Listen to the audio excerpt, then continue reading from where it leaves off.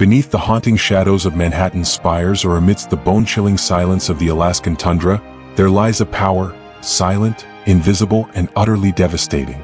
It isn't forged in steel or stone, nor can it be bought with the green ink of a dollar bill. The Roman emperors called it the inner citadel, a sacred sanctuary of the mind where no storm, no fire, and no tragedy holds dominion. Welcome to Modern Invictus.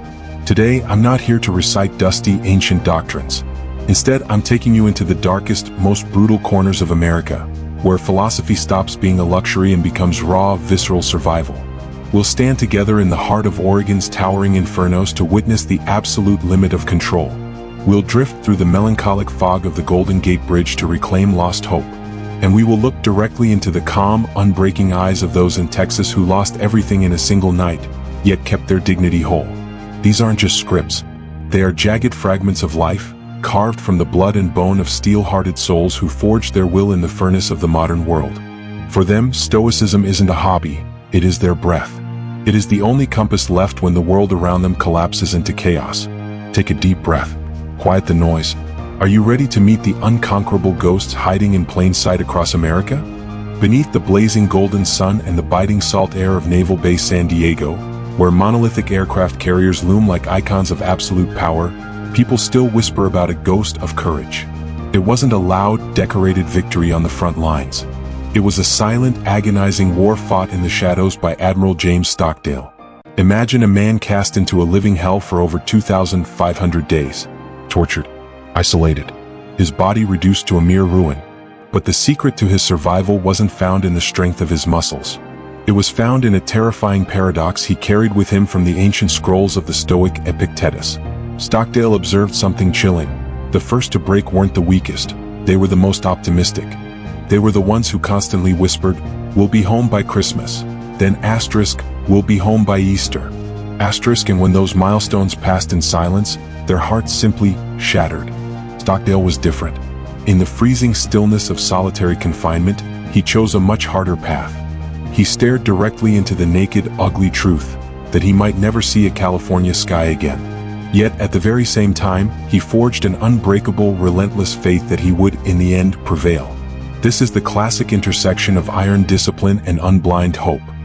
He used his pain to temper an impregnable inner citadel. The lesson Stockdale left behind isn't just for soldiers, it is for you. Do not mistake wishful thinking for the courage to face your harshest reality. You may be imprisoned by your own struggles right now, but remember, only when you dare to stare into the darkness without blinking will you truly find the path back to the light. Welcome to the Stockdale Paradox, where the brutal truth becomes the launch pad for an invincible spirit.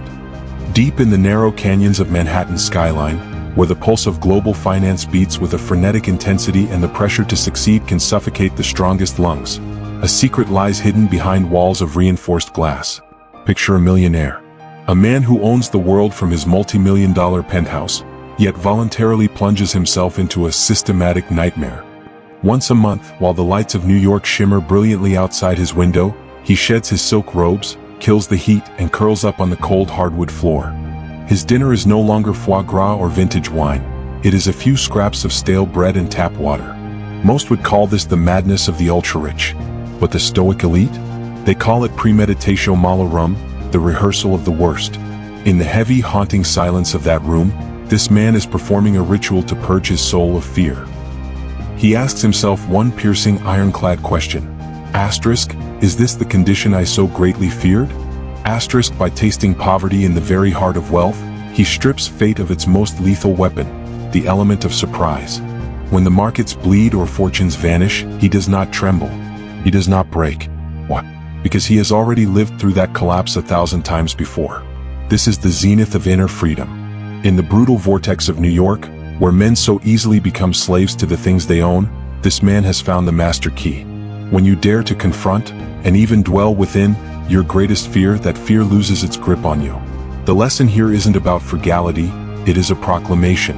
You only truly master your life when you no longer fear losing its luxuries, because you have already mastered the loss itself within your mind. Look around your room right now. Do you have the courage to strip away your comforts, to find the kind of freedom that only the hermit of Manhattan truly knows? Deep in the heart of Oregon's vast, old-growth forests, when the bone-dry summer turns the wilderness into a massive, hellish furnace, The roar of the flames sounds like the scream of a primordial beast waking from a long slumber. Picture yourself there, standing amidst red pines erupting like fireworks, facing walls of fire 10 stories high that swallow everything in their path. In that razor-thin margin between life and death, the elite firefighter doesn't look at the fire with panic. He knows a grim secret. He is utterly powerless against the fury of nature. He cannot stop the wind. He cannot order the flames to be still. But right there, in the dead center of the firestorm, a point of stillness emerges. This is the sacred boundary of the dichotomy of control. Instead of wasting his soul on fearing the flames, that firefighter shrinks his entire world down to just a few inches. He controls every deep breath, keeping his lungs from searing in the white-hot air. He controls the placement of his steel-toed boots, so he doesn't slip into a hidden ash pit. He controls his heart rate, so his reason doesn't paralyze. He surrenders the external to fate and pours his entire existence into the internal. This is the raw essence of Stoicism, the ruthless separation between what is ours and what is not. When you stand before the wildfires of your own life, whether it's a Wall Street crash or a shattering personal breakdown, ask yourself, are you trying to extinguish a fire that is far beyond your reach, or are you focused on keeping your feet on the ground? Peace doesn't come from the world stopping its chaos. It comes from realizing that the storm outside has no authority over your inner citadel. Be like that Oregon firefighter. Find power in acceptance, and find your freedom in the iron discipline of the soul. Picture the Texas sky during the darkest days of Hurricane Harvey, when Houston ceased to be a city and became a vast, churning sea of angry, murky water. In the heart of that tempest, inside a hospital slowly being swallowed by the flood, a single man stood as the only line of defense between life and death. In the operating room, the backup lights flickered like the final, desperate gasps of the dying. Outside, the rain hammered against the glass like the iron fists of destiny itself. The water was already surging down the hallways. The power could vanish at any second. Yet, on the operating table, the surgeon's hands remained uncannily still. Not a single tremor. Not a moment of hesitation. Some might call it coldness. But in the world of the Stoics, this is apatheia, a state of absolute, profound stillness where trivial emotions are pushed aside to make room for ultimate duty. That surgeon wasn't a man without fear.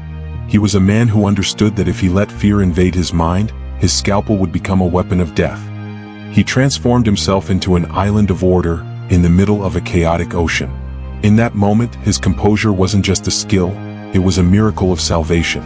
It was a silent energy that radiated through the room, anchoring his nurses and his patient, keeping them from falling into the abyss of panic. This is the most expensive lesson you will ever learn. Your state of mind is never just a personal matter. When the storms of life hit, whether it's a financial collapse or a family tragedy, your stillness is the only anchor for those around you. Are you the anchor, or are you a tattered sail lost in the gale? Remember the doctor in Houston who used the coldness of wisdom to light a fire of hope in the dark. Because in the end, an immutable mind is the only medicine that can heal a world falling apart. Deep in the Alaskan tundra, where the border between existence and nothingness is as thin as a single breath, there is a chapter of survival you won't find in any field manual. Imagine, your plane has just splintered against the ice. All that greets you is the deathly silence of the Arctic and a cold that bites at 40 below. At that temperature, blood begins to sludge in your veins, and the human will usually shatters long before the body ever freezes solid. But in the shadow of this white death, one hunter performed an act that was as insane as it was monumental. He refused to resent it. Instead of burning his final embers of energy cursing his luck or screaming into the infinite void, he practiced Amor Fati. He loved his fate even when that fate took the form of a murderous blizzard. He looked at every scrap of rotted wood beneath the snow, every solitary spark from an old lighter, as if they were the most luxurious gifts the universe had ever bestowed. To him, every frozen gust wasn't an enemy, it was a partner in a dance of survival. A test to prove the existence of his true self. He didn't just accept his reality, he embraced it, turning the bone-chilling cold into a catalyst to sharpen his focus into a razor's edge. This is the ultimate grit of a modern Invictus. Don't just endure the hardships life throws at you. Love them. View every trial, whether it's a bitter failure or a soul-crushing heartbreak, as the raw material you need to forge a more unconquerable version of yourself. When you dare to love even the worst moments, you realize that there is no force on this earth that can truly break you. In the frozen heart of Alaska, that hunter lived, Not because he was lucky, but because he chose to love the most brutal moments of his destiny. Are you ready to begin the dance with your own storm? Under the Massachusetts sky, the historic streets of Boston still echo with the tremors of a blast that once shook the world. Imagine being an athlete, someone whose very soul is fueled by the rhythm of the run, only for a single split second of fate at the finish line to shatter your world into smoke along with your legs. It wasn't just a physical wound, it was an execution of the spirit. But amidst the wreckage and the screaming sirens, a mystical transformation took hold within that woman's mind. Instead of drowning in the abyss of self-pity, she gathered the jagged shards of her life to forge a glistening scar. She didn't see her lost legs as an ending, but as a brutal, new beginning. Stoic philosophy calls this the miracle of turning the obstacle into the way. She used her bone-deep agony to give birth to a foundation, transforming personal catastrophe into a lifeline for thousands of others living with disabilities. This is the beating heart of the Boston strong spirit, where strength isn't born from being whole, but from the power to rise from the tears. The obstacle was no longer a wall, it became a launch pad, the raw material for a virtue that far outshines any gold medal. The lesson here is a steel-clad wake-up call for you. When life throws up a barrier, it's not a sign to stop, it's the moment you redefine who you are. Don't ask why the obstacle appeared, ask what greatness you will build because of it. Do you have the courage to turn your scars into a beacon for the rest of the world? Picture the Florida coast in the raw, jagged wake of Hurricane Ian's fury, where proud palms, once swaying in the breeze, now stand like bleached skeletons, and Fort Myers has been transformed into a graveyard of shattered dreams. Amidst the twisted wreckage of million-dollar estates, there is a lone figure that makes every passerby stop in their tracks. An old fisherman, his skin cured by salt and sun, stands in absolute silence before what used to be his home, now nothing more than a pile of soaked brick and gray mud. There is no screaming, no tears of lament, only a haunting, eerie stillness radiating from eyes clouded by the passage of time. While the world around him collapses into a void of despair, this man simply leans down. With a strange, rhythmic calm, he begins to pick through the debris, gathering whatever fragments of his fishing nets remain. This isn't the numbness of a man who has given up. It is the profound wisdom of a soul that has finally seen the underlying gears of the universe. He understands a brutal truth that modern society desperately tries to ignore. Everything we touch, this house, that boat, even the people we love, are merely items on loan from the bank of fate. Stoicism calls this the mastery of impermanence. When the storm came to reclaim it all, he didn't see an act of injustice. He saw an inevitable return of property. What remains for him isn't the ash beneath his boots, but a dignity that has never once wavered in his chest. Florida offers a chilling warning to us all. What do you truly own if a single breath of nature can sweep it all away in a heartbeat? True freedom only begins when you dare to let go without a single whisper of complaint, when you realize the only thing that actually belongs to you is the way you smile back at the void. Are you ready to return what was never truly yours? Leave behind the humming servers of Silicon Valley and the binary codes promising a digital immortality. Instead, step into the haunting, eerie silence of the Mojave Desert, Nevada. There, amidst the red rock ridges and the scorching heat of the western sun, lives a man who once held the keys to the kingdom of tech. Now he is nothing more than a specter haunting a weather-beaten wooden shack. Gone are the lavish galas in Palo Alto. Gone are the dopamine hits of likes dancing across a screen. He has vanished entirely from the stream of virtual applause. Most called it career suicide. The Stoics? They called it a pilgrimage to the inner citadel. In the absolute isolation of the desert, where there is no one left to perform for and no audience to cheer, a miracle took place. The relentless screaming of the ego finally began to die out. When you have nothing left to show off, you are forced to confront the naked, stripped-back reality of who you actually are. He realized that for decades, he had been building a massive sandcastle of possession, only to be crushed under the weight of his own empire. Now, with nothing but a jug of water, a tattered journal, and the infinite starlit canopy of Nevada, he has found a distilled form of happiness that $10 billion could never buy. This is a brutal lesson for our age of vanity.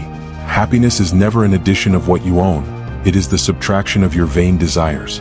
When you finally dare to strip away the masks and stand alone in the desert silence, you realize that the only thing you ever truly needed was a tranquil mind. Tell me, do you have the grit to kill the noise, walk away from the applause, and listen to the rhythm of your own breath in the desert of your life? Beneath the blistering, skin-searing sun of Alabama, where the historical scars of injustice still smolder like glowing embers beneath the ash, there exists a power that needs no scream to demand its presence. Picture a black woman walking through a gauntlet of venomous insults, through the burning glares of a mob desperate to corner her. Those vulgar words hurled toward her like poisoned arrows, but instead of reacting with rage or tears, she chose a weapon more terrifying than any other, a cold, majestic silence. She stood there, spine as straight as a steel blade, her eyes as calm as a mirror-still lake. In the world of the Stoics, she was practicing a supreme art, the refusal to grant others the power to hurt her. She understood that their fury was merely a fire, waiting for the fuel of her resistance to flare up. By holding her mind in absolute stillness, she stripped those insults of their weight, turning them into hollow sounds that vanished into the void before they could ever touch her soul. This isn't the submission of the weak, this is the absolute victory of the inner citadel. She knew a visceral truth that few ever grasp. The enemy only wins when they gain control over your reaction. When you refuse to let external malice cross the border of your mind, you are the only one holding the balance of power. The lesson from Alabama is a steel-clad reminder for anyone facing judgment or injustice. Your dignity is sacred and untouchable, unless you choose to surrender it. Tell me, do you have the grit to remain silent in the face of the noise that is trying so desperately to tear your soul apart? Beneath the imposing marble domes of Washington, D.C., where global shifts of power are brokered in backrooms smelling of aged cedar and cold ambition, there is a story the elite only dare to whisper. Picture a rising star. A man with a future so bright it's blinding, standing before a document that will define his life. With a single stroke of a pen, he could have it all. The backing of shadowy patrons, limitless wealth, and a permanent seat at the table of the powerful. But the price? Betraying the very people he swore to protect. In the dim light of those halls, where the wolf pack waits with bated breath for a compromise, this man did the unthinkable. No loud accusations.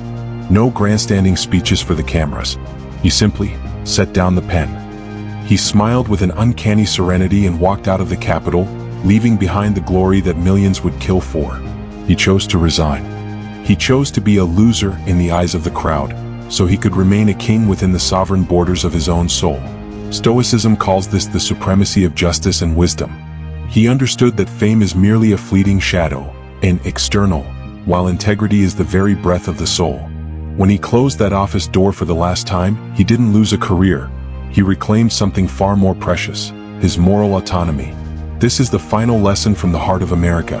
The ultimate victory isn't how high you climb the social ladder. It's whether you have the courage to keep your hands clean while walking through the mud of temptation. Amidst the wolves of life, will you choose to be a winner who lost his soul, or a free man with his dignity intact? Our journey across America's most brutal landscapes, from the lonely, frozen peaks of Alaska to the treacherous corridors of power in Washington, D.C., has come to a close. But remember, the map you just traveled isn't about geography. It is a map of the unconquerable soul. 10 stories, 10 states, 10 lessons of blood, tears, and iron will. They prove one undeniable truth. Stoicism isn't just dusty ancient text buried in a library. It is the ragged breath of an Oregon firefighter. It is the majestic silence of a woman in Alabama. It is the steady, calm pulse of a surgeon in the eye of a Houston hurricane. You don't need to set foot in Manhattan or face the Arctic cold to prove your grit. Your hurricane might be a silent financial crisis, a gut-wrenching betrayal, or simply the war inside your head every single morning. The inner citadel isn't miles away. It's hidden right here in your mind, waiting to be activated by one single decision. Stop being a victim of your circumstances. Welcome to the ranks of modern Invictus, where we don't just learn to survive, we learn to be unbreakable. Look into the heart of your own storm and smile, because you know you have the steel in your heart to walk right through it. Don't just fade away in silence. Leave your mark. Share the story of the storm you're facing in the comments below. Together, we will build a community of the invulnerable. I am Ken Lai, and this is our journey to becoming unconquerable.